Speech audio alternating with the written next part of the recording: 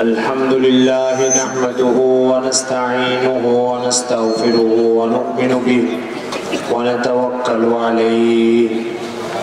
ونعوذ بالله من شرور أنفسنا ومن سيئات أعمالنا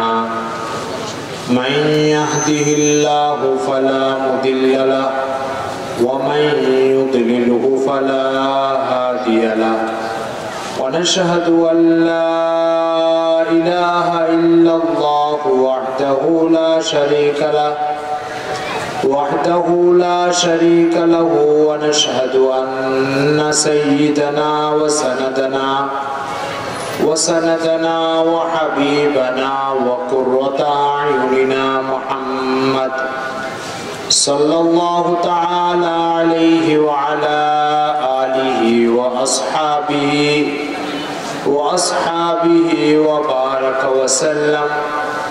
وبارك وسلم تسليما كثيرا أما بعد فقد قال الله تبارك وتعالى يا أيها الذين آمنوا كتب عليكم الصيام كما كتب على الذين من قبلكم لعلكم تتقون أخرج الإمام البخاري في جامعه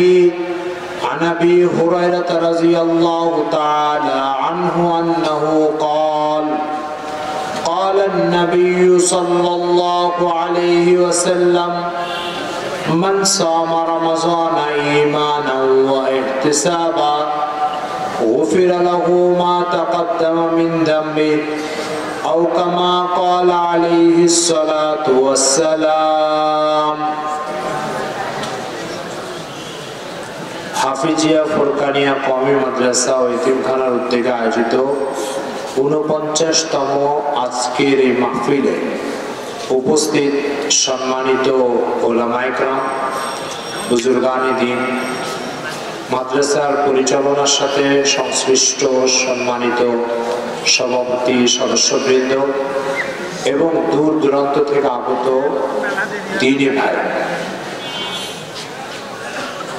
রাত যেহেতু অনেক লম্বা হয়েছে সেজন্য খুব লম্বা কথা বলবো না, অল্প সংক্ষিপ্ত কয়েকটা কথা বলবো। তার আগে আরবি সাহিত্যে পড়া একটা গল্প শুনে, গল্পটা শুনবেন আপনারা। গল্পটা হচ্ছে একজন চালাক লোক আর একজন বোকা লোক, দুইজনে মিলে একটা কাঁঠাল কিনে এসছে, নিয়ে এসে দুইজনে কাঁঠাল খাচ্ছে। চালাক লোকটা চিন্তা করলো যেই গতিতে এই লোকটা কাঁঠাল খাচ্ছে, এই গতি যদি চালিয়ে যায় তাহলে আমি খুব বেশি কিছু পাবো না। সেটা কৌশল অবলম্বন করো যাতে কাঁঠালের কোষ, আপনাদের কি বলে, কাঁঠালের কোষ যাতে বেশি খেতে পারে, ওই জন্য সে একটা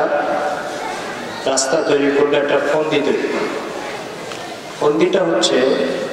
চালাক লোকটা বোকা লোকটাকে জিজ্ঞাসা করতেছে, বলো তো তোমার বাবা কিভাবে মারা গেছে? তো বোকা লোকটা বলছে প্রথমে জ্বর হয়েছিল, তারপর আমরা তাকে ডাক্তারের কাছে নিয়েছিলাম, ডাক্তার তাকে চিকিৎসা করছিল, কিন্তু ভালো হয় আবার খারাপ হয়, তো আরেক ডাক্তার পাল্টালাম, এরপর আরেক ডাক্তার, এরপর আরেক হসপিটাল, অবশেষে মারা